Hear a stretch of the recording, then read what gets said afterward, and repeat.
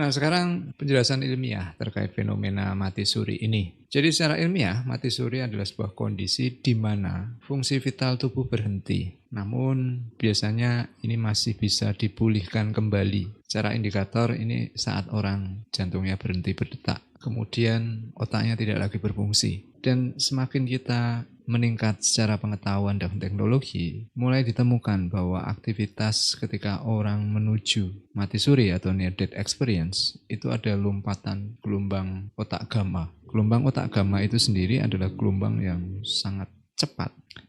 Dan ini dialami orang ketika tidur REM, Rapid Eye Movement, saat mimpi. Ya mungkin secara penjelasan sederhana, saat kita tidur pun aktivitas gelombang otak kita itu bahkan bisa melampaui dengan saat kita terjaga secara fisik. Nah, di video yang lalu saya bahas juga sudah ada riset bahwa saat orang dalam kondisi REM bisa merespon, bisa berdialog. Peran mati suri itu dikenal sebagai sindrom Lazarus atau istilah yang lain adalah SROC.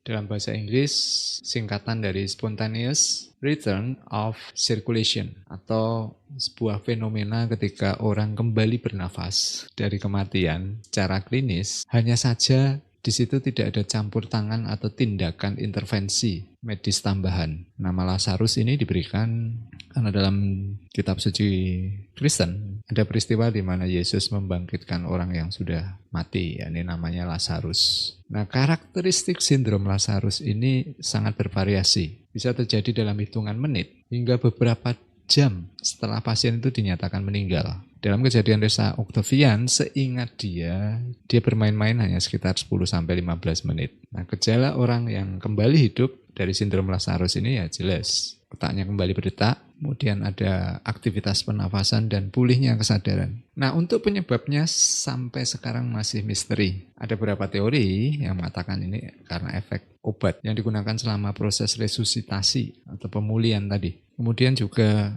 ada teori yang menyatakan tergantung kondisi fisiologis, di mana di situ mungkin saja ada perubahan dalam tekanan darah, pH darah, atau mungkin konsentrasi oksigen di otak yang membuat pasien itu pulih dan hidup kembali. Kemudian dugaan lainnya juga memberikan teori bahwa ada faktor psikologis. Ini mungkin karena keinginan kuat dari si pasien untuk hidup kembali. Lalu kemudian juga ada beberapa pernyataan ahli dari Dr. Samparnia yang mengatakan kemungkinan besar kesadaran mungkin tidak terikat tubuh. Jadi ini membuka banyak pemahaman kita tentang misteri realitas. Lalu juga ada pernyataan dari Dr. Stuart Heimeroff yang ahli dalam bidang anestesi memberikan dugaan kuat bahwa kesadaran bisa eksis di luar tubuh.